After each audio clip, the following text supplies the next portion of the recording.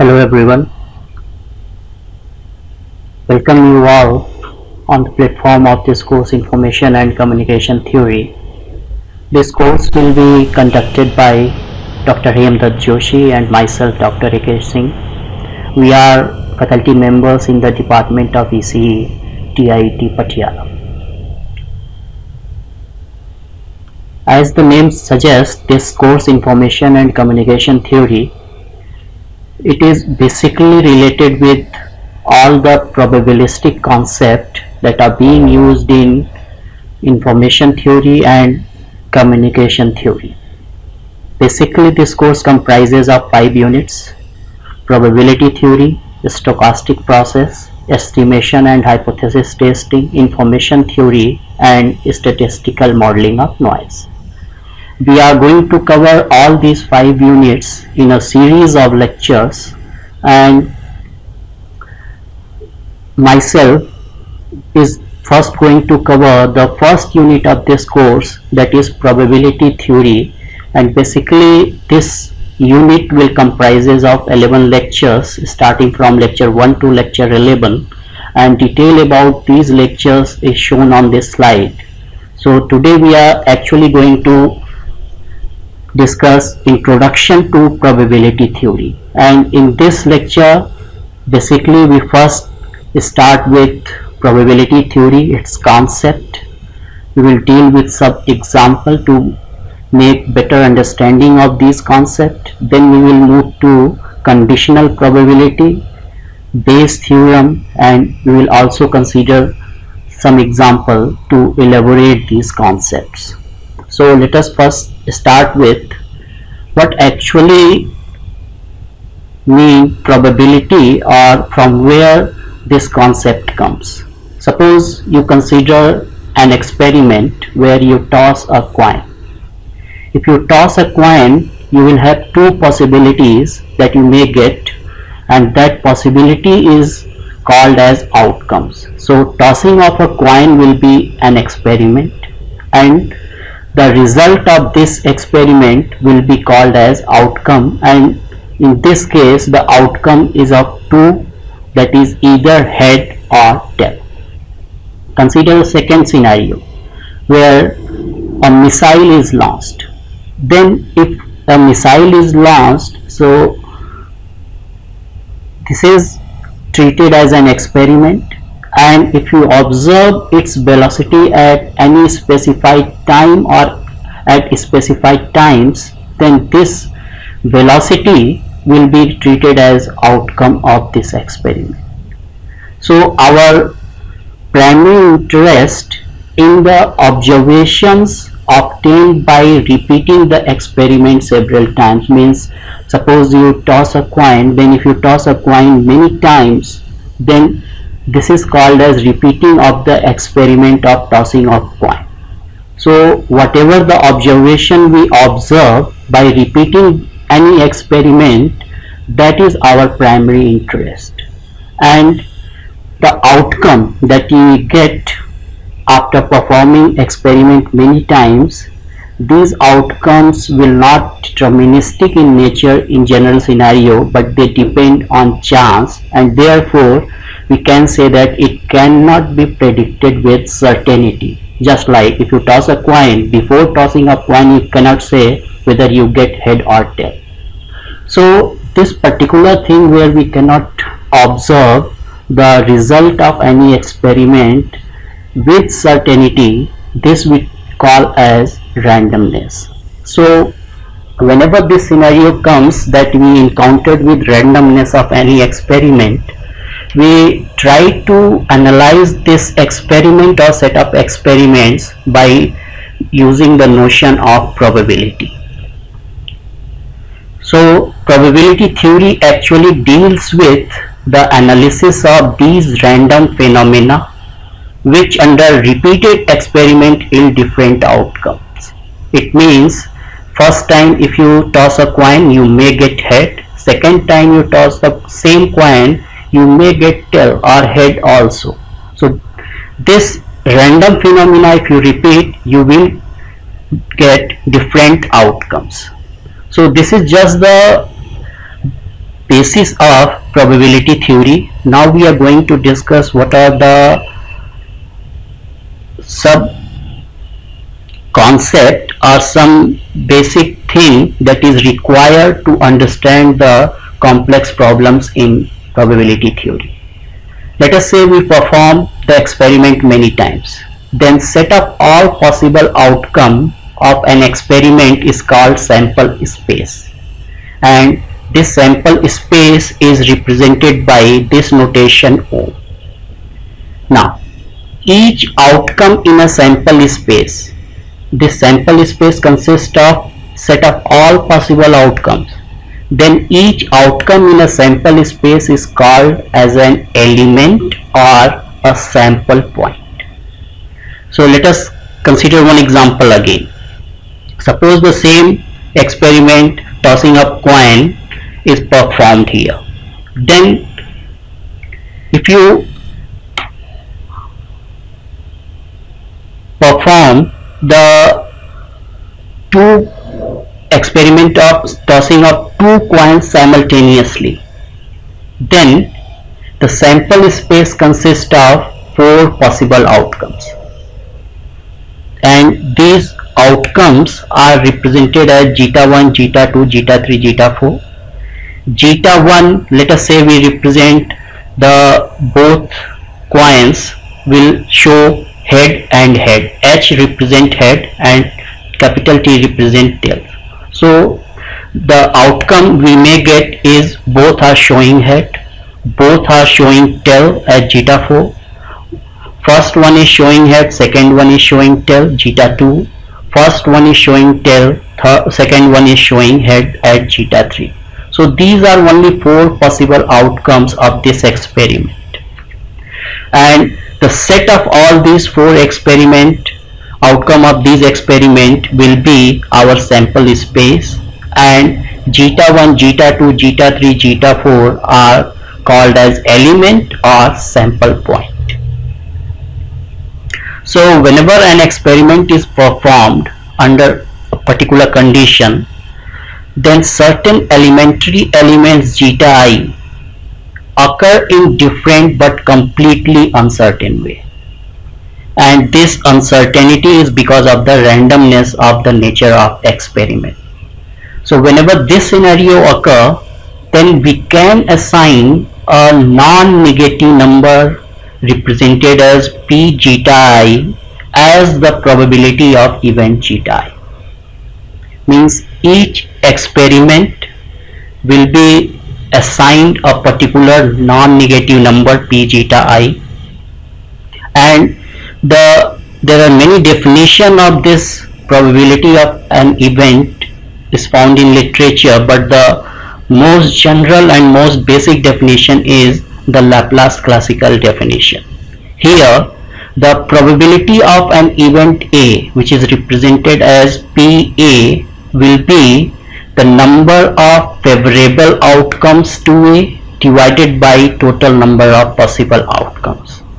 So if we perform a particular experiment repeatedly, let us say we perform it n times, then we find out how many number of times the outcome of experiment comes into the favor of A. That will be the numerator of this expression, divided by total number of possible outcomes, that is total number of possible experiments n that we actually perform. Then that ratio will be probability of the event A. The constraint of this expression is all the outcomes must be equally likely. Let us consider some example to further elaborate this concept. Let us say we have a box with n white and m red balls. Then if we want to find out the probability of selecting a white ball, then the favorable cases will be n white ball divided by total number of events possible, that is n plus m. So this ratio n divided by n plus m will be the probability of selecting a white ball. Second example, let us say if p is a prime number, then every pth number is divisible by p if we start counting the number with p. That is, first number is p, second number is 2p, third number is 3p, and so on. So each number found in this set can easily say is divisible by the prime number p. So one can determine probability that a given number is divisible by a prime p if you observe p consecutive integers that will be equals to 1 by p. Now if we extend the example of tossing of coin to a general scenario where there are n number of possibility or a very large number of possibility of the outcomes of experiment, each is represented by zeta 1, zeta 2, zeta k. So this set of all the outcome will be our sample space OM. Let us say this OM has subsets A, B, C, etc. Now if A is a subset of OM, then if zeta belongs to A, it automatically means zeta will also belongs to OM. What actually A may be? Let us say we have zeta 1, zeta 2 up to zeta n is representing possible sample space, and A is a subset of OM where A is representing zeta 1 to zeta 3. Then if any zeta which belongs to A, it automatically means that zeta belongs to OM because A is belonging to OM.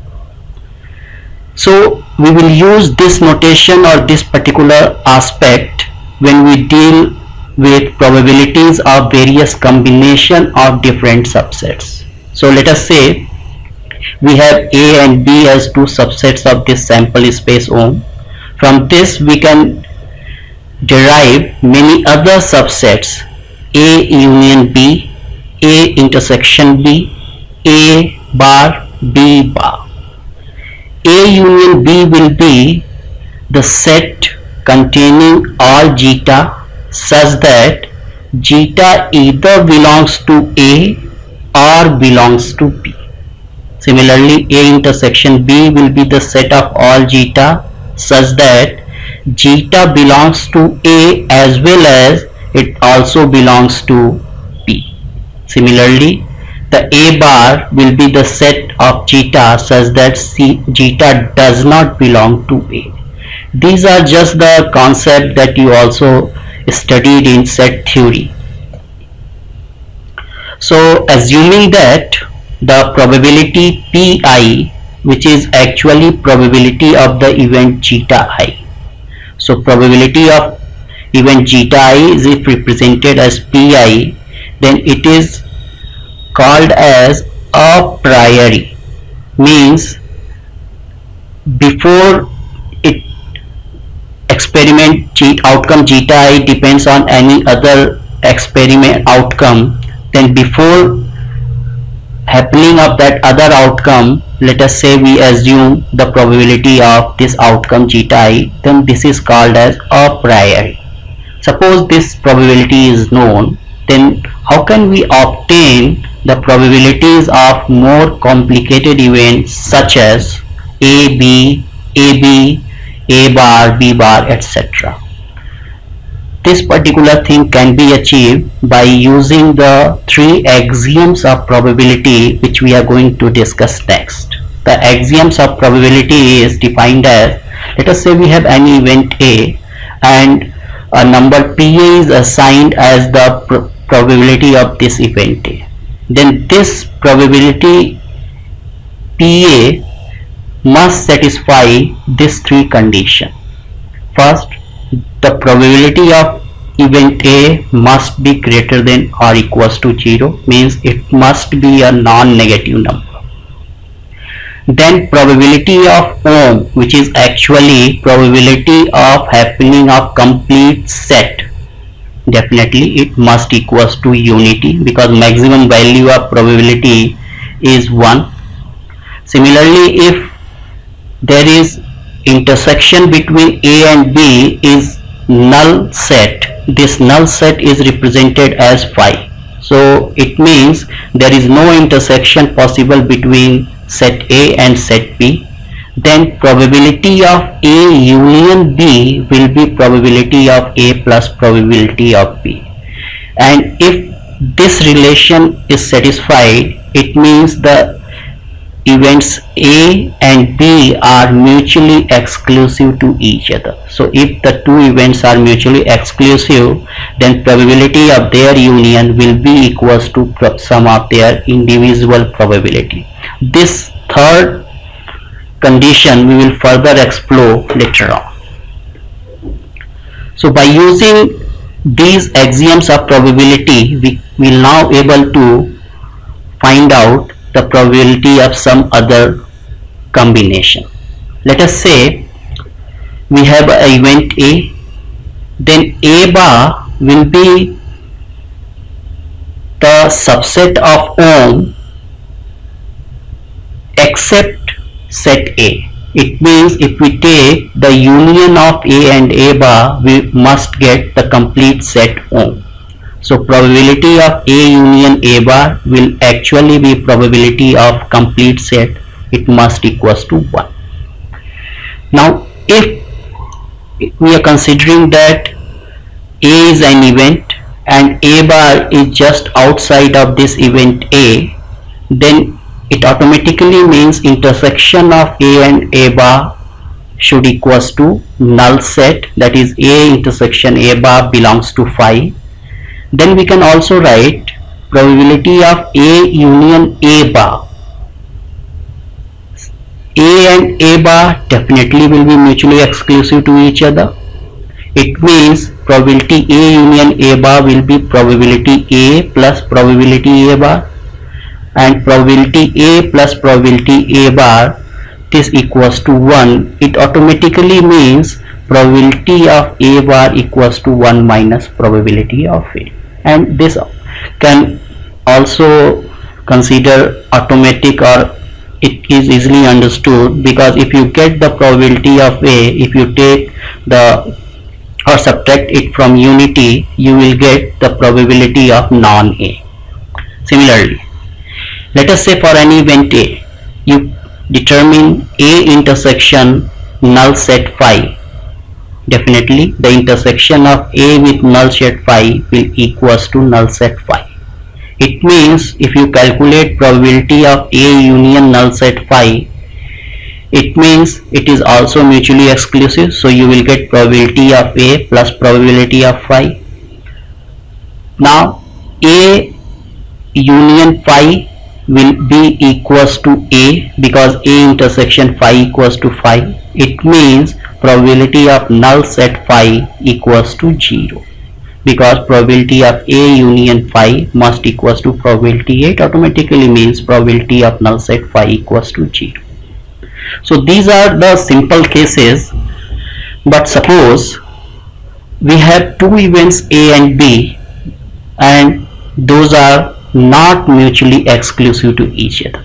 So if this scenario happens, then how can we obtain the probability of A union B? Because if they are mutually exclusive, probability of A union B will be sum of their individual probabilities, probability A plus probability B. But if they are not mutually exclusive, then what will be this probability? To compute that, let us consider this is the event A and this will be the, means if we draw this circle, connect these 2 points, then this will be the event B.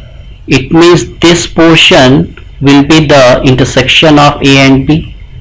We can also represent this as event A or set A, then this as set A bar B. A bar B actually means that the elements of B which are also element of A bar, or we can say element of B which is not in the set A. So that will be A bar B. Now A union B, it means this complete light blue shaded region. A union B will be then A union this A bar B.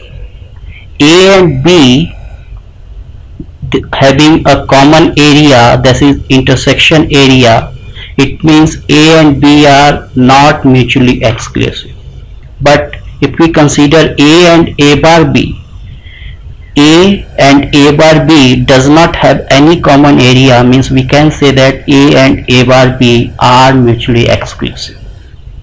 So probability of A union B can be written as by using this expression, probability A union A bar B. Since A and A bar B are mutually exclusive, we can call this as probability A plus probability A bar B.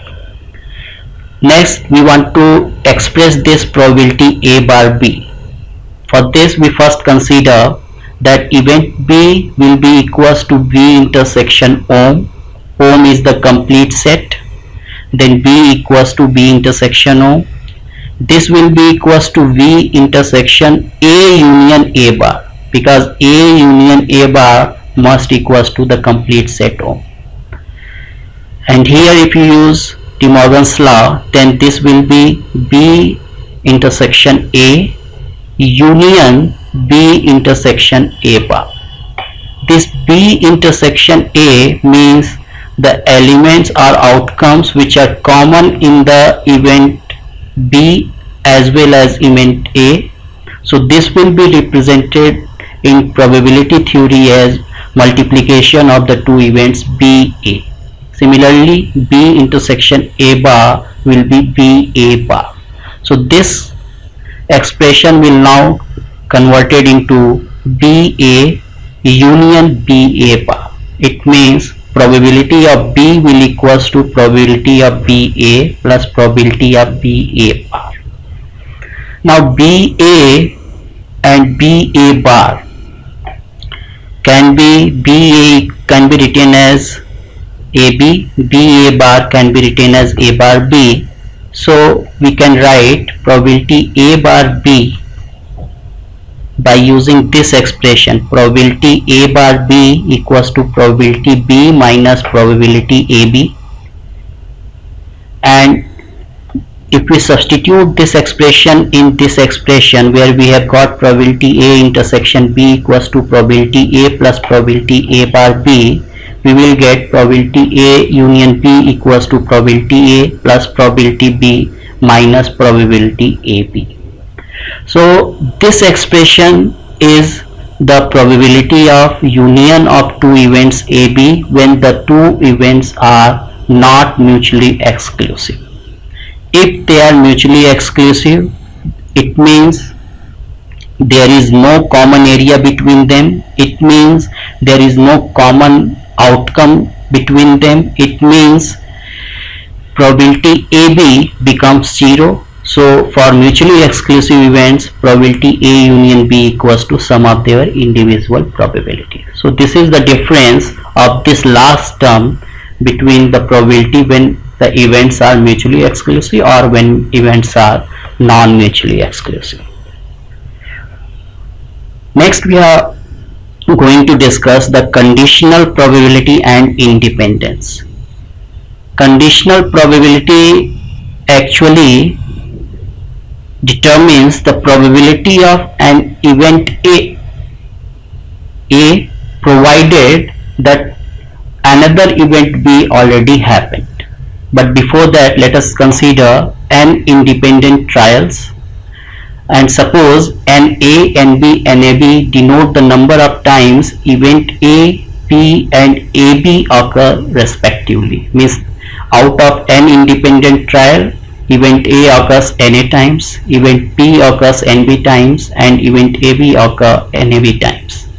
Then by using that classical definition of probability, probability of event A will be equals to NA by N, probability B NB by N, and probability AB NAB by N. Now let us try to find out this ratio NAB by NB.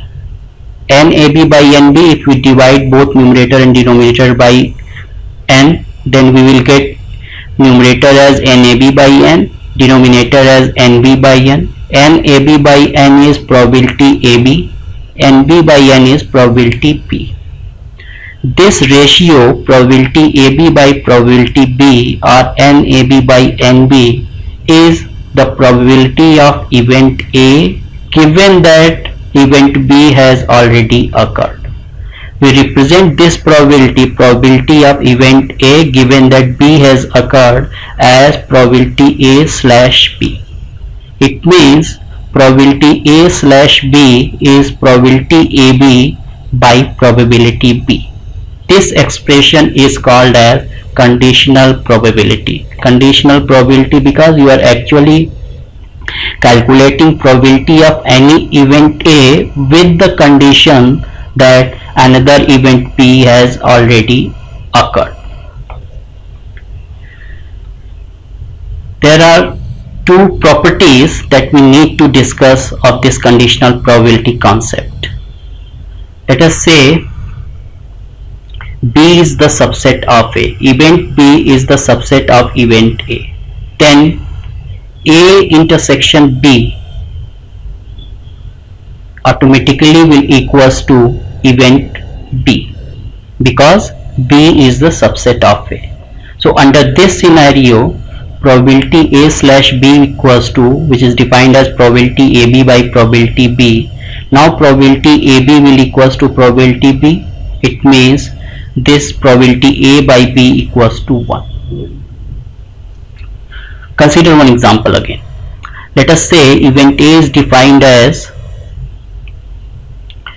outcome is even and B is defined as outcome is 2 in a dice tossing experiment.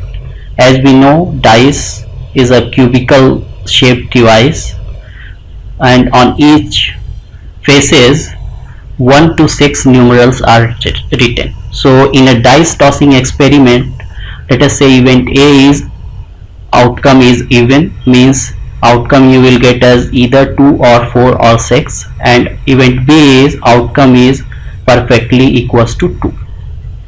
It means the event B is a subset of event A. So under this scenario, probability A by B will equals to 1.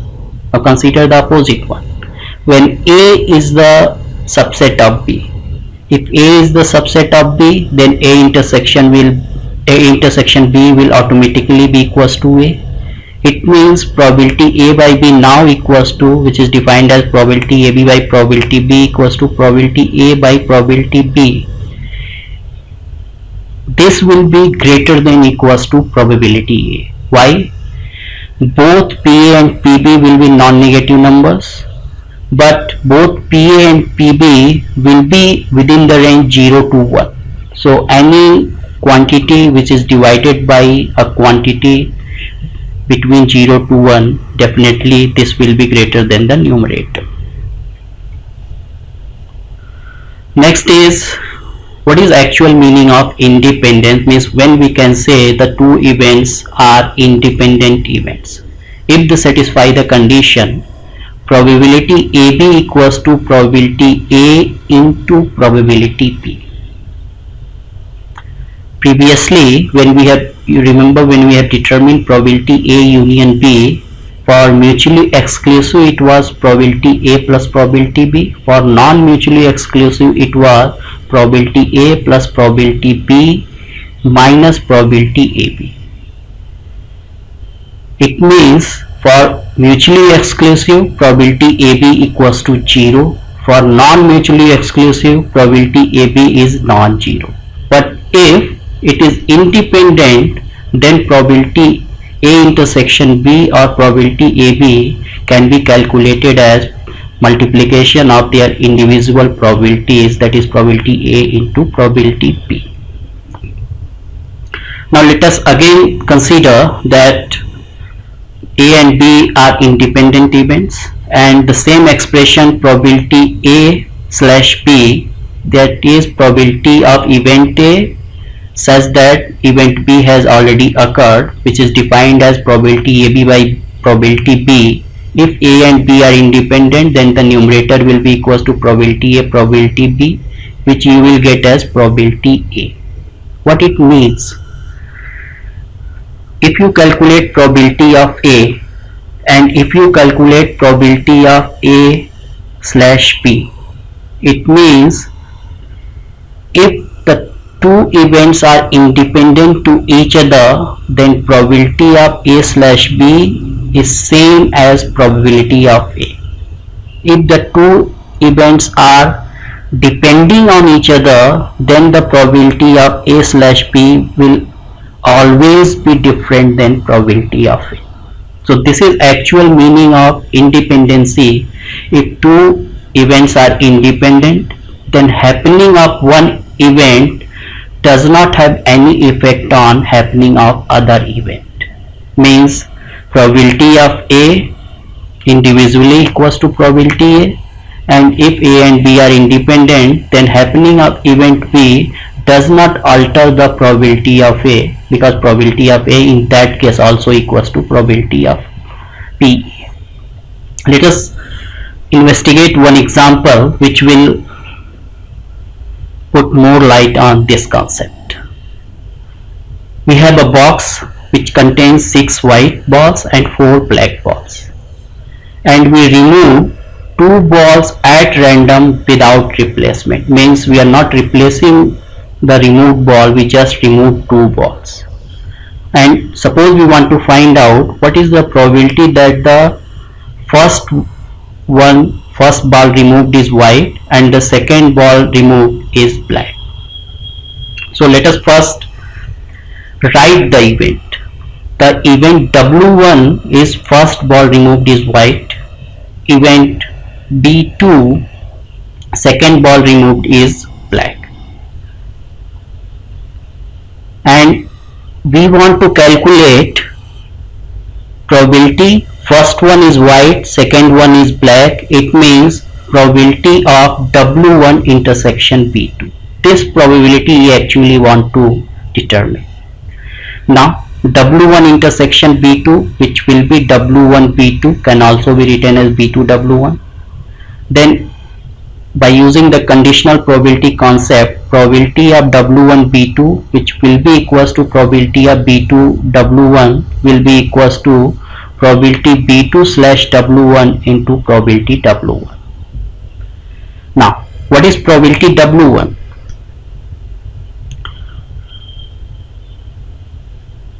First one you are removing is white, means when a white ball is removed, within the box all the 10 balls are present. So, and out of those 10 balls, 6 balls are white. So probability of W1 equals to 6 white ball divided by total number of balls, that is 6 white plus 4 black, that's 6 by 10, 3 by 5. Now what will be probability B2 by W1?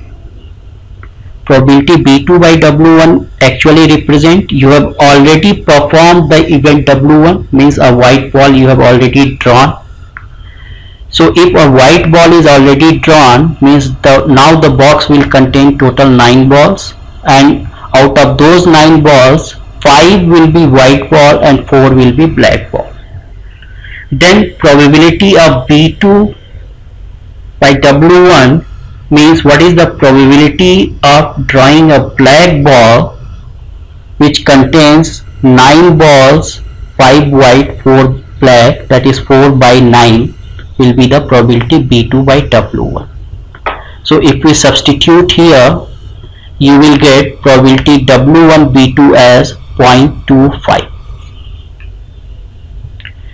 Now with this calculation, can we say anything about W1 B2? Means W1 B2 are dependent events or they are independent events. This we can assume or consider by using this expression. W1 first ball white, let us we also consider B1 as an event where first ball is black. It means what is the intersection of W1 and B1? In first case, you are drawing a ball out of 10 balls present in the box, and that drawn ball is a white, that is the event W1. Second scenario, all the 10 balls are there in the box, but you drawn a black ball. It means these two events will be independent to each other, so are mutually exclusive to each other. So we can say that intersection of these two will be the null set phi, and their union definitely the complete set O. So probability B2 can be calculated as probability B2 slash W1 multiplied by probability W1 plus probability B2 slash B1 multiplied by probability B1. Because W and B1 represents the complete set W, so we can use W1 and B1 as a partition. So this probability B2 by W1 can easily be, W1 you have already drawn, and now you are drawing B2 means 4 black divided by total 9 balls, because W1 you have already drawn. Probability of W1 we have calculated previously, 3 by 5. This B2 by B1 you have already drawn a black ball, means now 3 black balls are remaining, and you are again drawing a black ball, so 3 divided by 6 white plus 3 black balls. So if you calculate, it comes out as 2 by 5. Now probability B2 into probability W1 will be 2 by 5 into 3 by 5, which is not equals to probability B2 into W1, which was 20 by 18 shown here. It means probability B2 W1 is not equals to probability B2 W1. It means W and B2 are dependent events, because the condition of independence is probability of AB equals to probability A into probability B. If it is not equals to, means the events are depending on each other. So for this example, the event P2 and W1 is dependent to each other. Now this conditional probability is actually going to define a very important relation that is known as Bayes theorem. So we again start from the conditional probability expression, probability A slash P equals to probability AB by probability P. From here we can write probability AB equals to probability A by B probability P. Now probability B by A will be equals to probability BA by probability A, that is probability AB by probability A, because probability BA equals to probability AB. So probability AB equals to probability B by A into probability A. Now compare these two expressions. Probability AB equals to A by B probability B. The same probability AB equals to B by A PA. So if we equate these two expressions, we will get this relation, and if we rearrange it, we will get probability A by B equals to probability B by A divided by probability B into probability A. This 1.4 expression is known as Bayes theorem, and it actually relates the two conditional probability of A with event P already happened to the probability of B with event A already happened by this relation.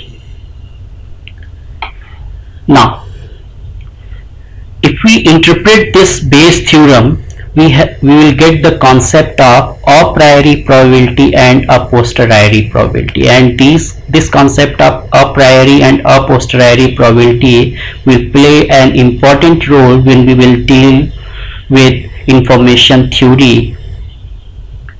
Means when we transmit a signal, the probability of transmitting a particular symbol is called as a priori probability, and when we receive a signal, then that received signal is analogous to any transmitted symbol, that is the posteriori probability. That will be clear later on when we will discuss information theory. Right now here, probability A represent a priori probability of the event A. Now suppose the second event B has occurred, and assume that A and B are not independent, means they are depending on each other. Then we already know about the a priori probability of event A, and another event B is happening which is depending on this event A. So if we use the information about happening of event A in getting now the probability of event A, happening of event B now in determining the probability of event A. So before happening of event B, probability of A was PA, a priori probability. After happening of event B, the probability of A will be a posteriori probability of A, and that will be probability of A by B. So if A and B are not dependent, they are depending on each other, definitely probability of A by B is different than probability of A. It means, what it actually means, the happening of event B is changing the probability of event A, means it is adding some information in determination of probability of event A. So probability of A will be the a priori probability, probability of A by B will be the a posteriori probability of A given the event B happened. This Bayes theorem can be further generalized by this expression AI, means if suppose the event A is the set of many A's, A1 to AN, then probability of AI by B, that is the probability of ith event A with the information about the event B, will be given by this expression, probability B slash AI into probability A by probability B. Numerator will be same, denominator will be probability B slash AI into probability AI. If we add all this multiplication for all AIs, that is if we calculate the summation I equals to 1 to n. So this is the general form of Bayes theorem. This is a singular form of Bayes theorem where we have only two events, A and B. Now this definition of Bayes theorem, now we are going to analyze further by considering another example. Let us, we have two boxes, B1 and B2. B1 is first box, B2 is second box. First box contains 100 light bulb, second box contains 200 light bulb. The first box B1 has 15 defective bulbs and second box B2 has 5 defective bulbs. It means in B1 there will be 85 good bulbs and 15 defective bulbs. In box B2 there will be 195 good bulbs and 5 defective bulbs. Now suppose a box is selected at random, means in selection of the box we do not know whether we have selected B1 or B2, and from the selected box a bulb is picked out. This is the experiment. We want to determine what is the probability that the picked bulb is defective. So this particular probability can be determined in this way. We have the box B1 which is containing 85 good and 50 defective bulbs, box B2 containing 195 good and 5 defective bulbs, and the event D is defined as defective bulb is picked out. Then probability of D by B1 will be 15 defective out of total 100, 0.15. Probability of D by B2, that is 5 defective out of total 200 box present in box B2, 5 by 200, 0.025. Now since a box is selected at random, there are two boxes and we are selecting a box is random, means they are equally likely. So probability of selection of box B1 will equals to probability of selection of box B2, that equals to 1 by 2. Now they are equally likely, it means B1 and B2 form a partition. So probability of event D which was defined as a defective bulb is picked out. So probability of event D will be equals to probability D slash B1 into probability B1 from the first partition plus probability D slash B2 into probability B2 from the second partition. Now if you substitute all the probabilities determined here, probability dy b1 dy b2 and probability b1 b2, we get probability of event D, that is the probability that a bulb is drawn from a box which is selected random is defective, is equals to 0.0875, means 8.75% is the probability that a bulb picked at random is defective. Next, second thing, suppose we test the bulb, we have picked a bulb, suppose we test a bulb and it is found to be defective, means we have not pick a defective bulb but we have pick a bulb randomly and we test it and it is found to be defective. Now we want to calculate what is the probability that it come from box 1, means that bulb is picked from box 1, means we actually want to determine probability B1 slash T. T represent defective bulb, B1 represents selection of box B1. So the probability that a defective bulbs came from box 1 will be actually equals to probability B1 slash T. Now if we use the Bayes theorem, we have already calculated probability D by B1, D by B2, probability B1, probability B2. So probability B1 by D equals to, by using Bayes theorem, probability D by B1, whatever is the denominator that will be multiplied here, probability D by B1 into probability B1 divided by probability D. This was 0.15, probability B1 half, probability of defective bulb is 0.0875. This comes out as 0.8571. This is probability B1 slash T. Initially when we have calculated probability B1, we get that probability as 0.5. Now we are again calculating probability B1 with the condition that a defective bulb is picked. Then this probability B1 now coming out as 0.8571. Now, can this information about the two probabilities shed some light about the fact that we might have picked a box 1? Now you can clearly see 0.8571, that is probability B1 by D, is greater than probability B1 0.5. So we can say that it is more likely that we have chosen box 1 in favor of box 2. That is probability B1 by D 0.8571 greater than 0.5, and 0.5 is equals to probability B2. It means probability B1 slash D is greater than probability B2. What it actually means, out of the two box B1 and B2, if you pick up a bulb from a box and you found that this bulb is defective, then choosing of box B1 is having a higher probability than choosing the box B2, and it is verified from these calculations.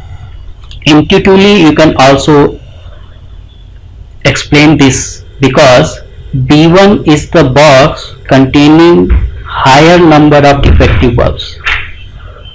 Practically box 1 contains 6 times more defective bulbs than box B2. So if you randomly pick a defective bulb from any of the box, then the probability that that defective bulb is picked from box B1 will definitely have a higher probability because it is containing more number of defective bulbs. So this is verified from here by using these calculation.